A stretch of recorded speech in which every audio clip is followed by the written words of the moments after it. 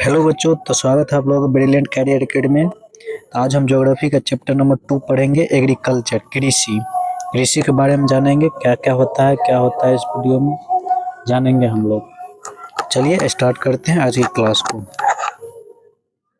तो कृषि किसे कहते हैं? कृषि कृषि का परिचय देख लेते हैं। एग्रीकल्चर, कृषि का परिचय। कृषि परिभाषा परिभाषा है भूमि की जुताई करके फसल उत्पादन करने तथा पशुपालन, बागवानी, मत्स्य पालन, डेयरी, मुर्गी पालन आदि से संबंधित कार्यों को कृषि कहते हैं।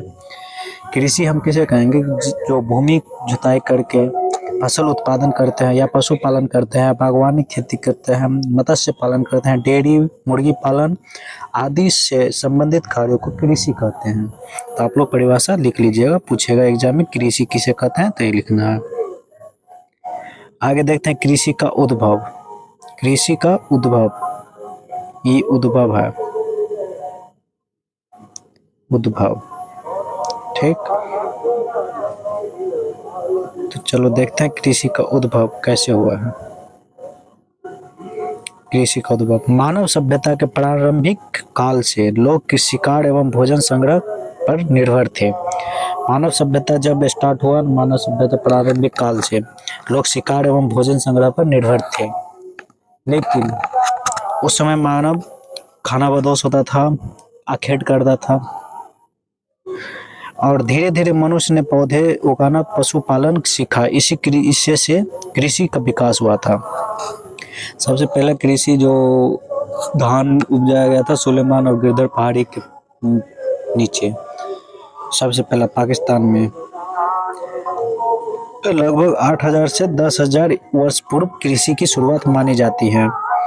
कृषि का उद्भव कैसे हुआ है? मानव सभ्यता के प्रारंभिक काल में लोग शिकार एवं भोजन संग्रह पर निर्भर थे। धीरे धीरे मनुष्य ने पौधे उगाना और पशुपालन सीखा। इसी से कृषि का विकास हुआ। लगभग 8,000 से 10,000 वर्ष पूर्व कृषि की शुरुआत मानी जाती है। तो आप लोग पूछेगा कृषि का उद्भव कैसे हुआ है, कृषि क्या है, तो ये सब लिखना है। चलो आगे देखते हैं। भारत एक कृषि प्रधान देश है। कैसे? तो भारत को कृषि प्रधान देश कहा जाता है क्योंकि भारत को कृषि प्रधान देश कहा जाता है। भारत को कृषि प्रधान देश कहा जाता है, ठीक। कृषि प्रधान देश। देश की बड़ी संख्या कृषि पर निर्भर है। जितना भारत का जो है कृषि पर निर्भर है, बड़ी संख्या कृषि पर निर्भर है। कृषि अर्थव्यवस्था का आधार है। उनके उद्योग कृषि पर आधारित है। अनेक उद्योग कृषि पर आधारित है। भारत में अनेक उद्योग कृषि पर आधारित है। खाद्यान्न की आवश्यकता कृषि से पूरी होती है। खाद्यान्न की आवश्यकता कृषि से पूरा होती है। जितना भी खाने पीने का जो सामान होता है कृषि से पूरा होती है। कृषि एक भारत एक कृषि प्रधान देश है। कैसे, ये आप लोगों को लिख देना है। चलो आगे है कृषि का महत्व। कृषि का महत्व क्या सब है, अब देखते हैं उस चीज को। भोजन की प्राप्ति, भोजन की प्राप्ति के बारे में हम जानते हैं। मनुष्य के सबसे मूलभूत आवश्यकता है भोजन, जैसे कि धान, गेहूं, मक्का, दालें, फल एवं सब्जियां कृषि से प्राप्त होती है। कृषि का महत्व है भोजन की प्राप्ति, भोजन की प्राप्ति, ठीक। और भोजन की प्राप्ति होती है, मनुष्य की सबसे मूलभूत आवश्यकता हो भोजन, जैसे कि धान, गेहूं, मक्का, दालें, फल एवं सब्जियां कृषि से प्राप्त होती है। इसका उदाहरण क्या सब है? तो चावल, धान से गेहूं, आटा, आटा गेहूं से, दाल दलहन फसल से, दाल जो होता है दलहन फसल से होता है, ठीक। आगे चलते हैं। रोजगार का प्रमुख साधन, रोजगार का प्रमुख साधन। भारत में करोड़ों लोगों की जीविका कृषि पर निर्भर है। भारत में जितना भी है ना, भारत में करोड़ों लोगों की जीविका पर निर्भर है, कृषि पर निर्भर है। सब कृषि पर निर्भर है, करोड़ों लोग। किसान, मजदूर, व्यापारी, परिवहन कर्मी आदि कृषि से जुड़े हुए हैं।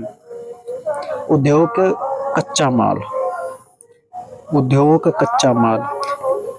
कई उद्योग कृषि उत्पादक पर आधारित है। कई उद्योग कृषि उत्पादों पर आधारित है। जितना भी फैक्ट्रियां सब है, इसमें बहुत सारे ज़्यादातर कृषि पे ही निर्भर है। जैसे कि बिस्कुट बनाने वाला, गेहूं चाहिए उस सबको, और जितना ब्रेड सब बनता है, सब हॉर्लिक्स, ये सब पूरा कुछ उद्योग है, चीनी उद्योग गन्ना पे, सूती वस्त्र उद्योग कपास पे, जूट उद्योग जूट पे, चाय उद्योग चाय पत्ती पे। ठीक। उद्योग का कच्चा माल भी कृषि से प्राप्त होता है। चीनी उद्योग के लिए गन्ना चाहिए, वो भी किसान ही उपजाता है, कृषि से होता है। सूती वस्त्र उद्योग के लिए जितना भी सूती वस्त्र फैक्ट्रियाँ सब है तो उसके लिए कपास चाहिए। जूट उद्योग जूट के लिए जूट चाहिए उसके लिए। जूट मिल सबसे पहले कहाँ था? वेस्ट बंगाल में। चाय उद्योग चाय पत्ती। आगे देखते हैं राष्ट्रीय आय में योगदान। राष्ट्रीय आय में योगदान कृषि का राष्ट्रीय आय में क्या क्या योगदान है वो देखते हैं। कृषि देश की आय बढ़ाने में महत्वपूर्ण भूमिका निभाती है। कृषि है आय बढ़ाने में महत्वपूर्ण भूमिका रखती है। कृषि उत्पादन बढ़ने से देश की अर्थव्यवस्था मजबूत होती है। कृषि कहता है कि कृषि का जितना भी उत्पादन होगा वो अगर बढ़ेगा तो देश का अर्थव्यवस्था भी बढ़ेगा। और कृषि देश की आय बढ़ाने में महत्वपूर्ण भूमिका रखती है। विदेशी मुद्रा अर्जन। भारत चाय कॉफी मसाले विदेशी मुद्रा अर्जन। भारत चाय कॉफी मसाले जूट आदि का निर्यात करता है, इससे विदेशी मुद्रा प्राप्त होती है। भारत से ना हम लोग चाय कॉफी मसाले जूट आदि का निर्यात करते हैं, हम भेजते हैं दूसरे देश, तो उससे क्या होता है कि भारत में ना विदेशी मुद्रा प्राप्त होता है। यह विदेशी मुद्रा अर्जन। और है छठा पॉइंट है कि पशुओं के लिए चारा। पशुओं के लिए चारा। कृषि से पशुओं के लिए चारा मिलता है, उदाहरण भूसा, हरा चारा, फसल अवशेष, ये सब कृषि से मिलता है। ठीक। चलिए आगे देखते हैं। भारतीय कृषि की विशेषताएं देखते हैं। भारतीय कृषि की क्या क्या विशेषता है? मानसून पर निर्भरता। भारतीय कृषि मानसून पर निर्भरता है। जैसे कि परिभाषा है, जब कृषि मुख्य रूप से वर्षा पर निर्भर हो तो उसे मानसून आधारित कृषि कहते हैं। मानसून आधारित कृषि किसे कहेंगे? मानसून पर निर्भरता। जब कृषि मुख्य रूप से वर्षा पर ही डिपेंड हो, वर्षा पे ही आधारित हो, उसे मानसून पर निर्भरता कहते हैं। निर्भरता मानसून पर निर्भरता कृषि। भारत में लगभग आधे से अधिक कृषि वर्षा पर निर्भर है। जितना आधे से अधिक कृषि जो है वर्षा पे ही डिपेंड है। यदि वर्षा कम हो जाए तो उत्पादन घट जाता है। जिस वर्ष वर्षा अगर कम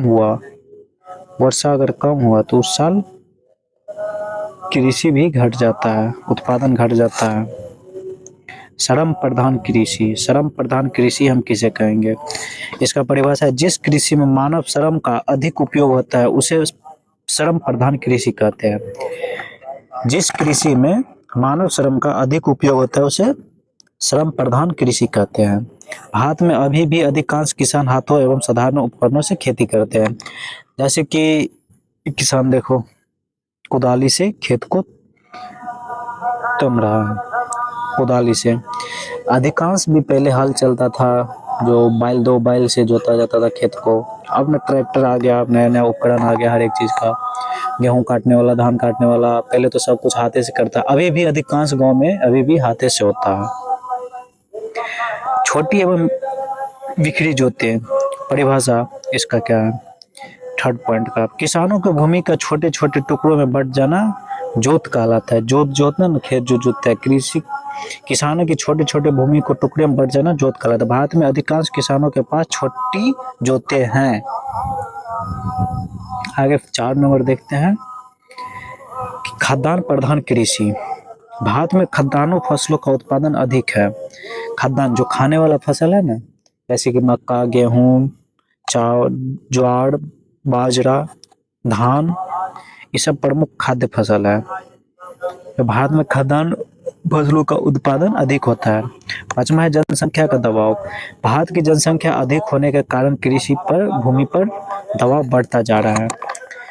अगर जनसंख्या बढ़ेगा, जितना भी कृषि भूमि है, कृषि के लिए भूमि बचा हुआ है, उस सब पे भी घर बनेगा, उस सब पे भी आदमी रहेगा, तो फिर कृषि के लिए वो भूमि घट जाएगा।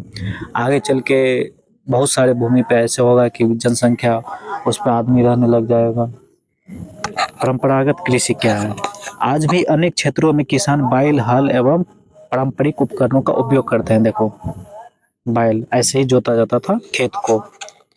परंपरागत कृषि इसे ही कहेंगे, जो पौराणिक परंपरा को अभी तक नहीं छोड़ा, जैसे हल से, बैल एवं पारंपरिक उपकरणों से खेती करते हैं उसे परंपरागत कृषि कहते हैं। बहुफसली कृषि, बहुफसली मतलब उदाहरण बहुफसली नाम से है। देख लो, एक वर्ष में एक ही खेत में एक से अधिक फसल उगाने वाले बहुफसली कृषि कहते हैं। इससे उत्पादन बढ़ता है। एक वर्ष में एक ही खेत में अनेकों फसल उगाए जाते हैं तो उसे ही बहुफसली कृषि कहते हैं। 4 नंबर देखो अगला, फसल ऋतु। फसल ऋतु वो था वर्षा ऋतु पे, फसल ऋतु पे वर्ष के उस निश्चित समय को जिसमें फसल बोई या काटी जाती है फसल ऋतु कहलाते हैं। जैसे कि फसल ऋतु 3 प्रकार के होते हैं, खरीफ, रबी, जायद। खरीफ, रबी और जायद। खरीफ, रबी और जायद याद रखना, आप लोगों को पूछ देगा एग्जाम में। अगर फसल ऋतु कितने प्रकार के होते हैं तो 3 प्रकार के। कौन कौन? खरीफ, रबी, जायद। परिभाषा इसका, वर्ष के उचित निश्चित समय को जिसमें फसल बोई या काटी जाती है उसे फसल ऋतु कहते हैं। भारत में मुख्यतः 3 फसल ऋतुएं होता है, खरीफ, रबी, जायद। चलो खरीफ फसलें देखते हैं क्या होता है। खरीफ फसल परिभाषा, मानसून के आगमन के समय बोई जाने वाली फसलें खरीफ फसल कहलाती है।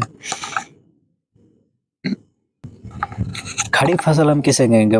जब मानसून भारत में आगमन करता है तब उस समय जो फसल बोए जाते हैं ना उसे ही खरीफ फसल कहते हैं। जैसे भारत में खरीफ फसल का बोने का समय है जुलाई, जून जुलाई, जून और जुलाई, ये 2 महीना बोने का समय है। जैसे कि कटाई का समय इसका सितंबर और अक्टूबर। आवश्यक तापमान इसका चाहिए 25 डिग्री से 35 डिग्री सेल्सियस तक। आवश्यक वर्षा 100 सेंटीमीटर या उससे अधिक होना चाहिए।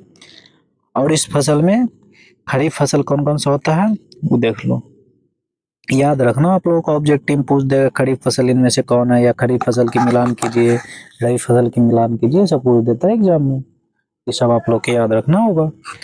खरीफ फसल में हुआ धान, मक्का, ज्वार, बाजरा, कपास, जूट, सोयाबीन, ये सब खरीफ फसल होता है। खरीफ फसल की विशेषताएं, अधिक वर्षा की आवश्यकता होता है। जैसे कि धान को हरदम पानी चाहिए, इसीलिए अधिक वर्षा की जरूरत होता है धान को। अधिक तापमान की भी आवश्यकता होता है और मानसून पर निर्भर होता है। जैसे धान को ना हम उतना मतलब पानी डाल के नहीं अति कर सकते। जब तक वर्षा का पानी उस खेत में नहीं लगेगा तब तक उस धान को हम नहीं बो सकते।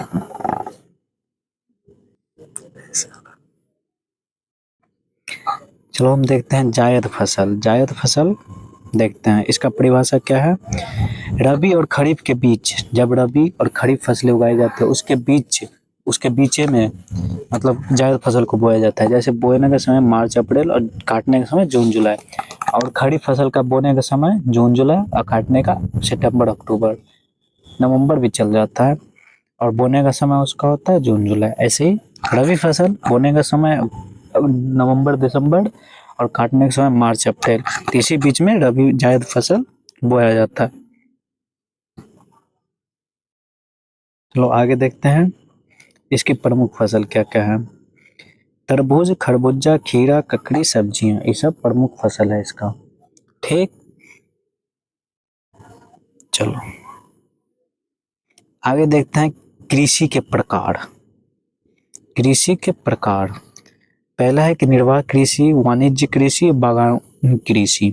3 प्रकार के कृषि होते हैं, निर्वाह कृषि, वाणिज्य कृषि, बागानी कृषि। तो निर्वाह कृषि में हम देखते हैं जिस कृषि में किसान अपने परिवार की आवश्यकताओं की पूर्ति करने के लिए खेती करते हैं उसे निर्वाह खेती कहते हैं। निर्वाह मतलब अपना आजीविका चलाना, अपने परिवार का भरण पोषण करना, उसे निर्वाह खेती कहते हैं, निर्वाह कृषि कहते हैं।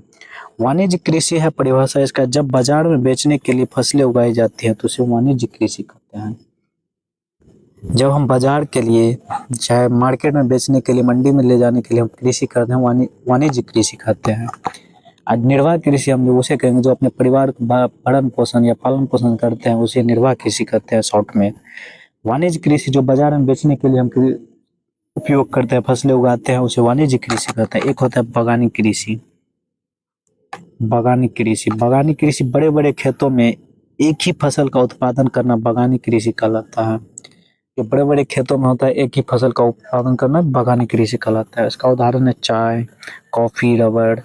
चाय सबसे ज्यादा असम, कॉफी कर्नाटक। सब याद रखना आप लोग। चलो ये बोर्ड के लिए कुछ महत्वपूर्ण है, ये सब पढ़ लेना आप लोग।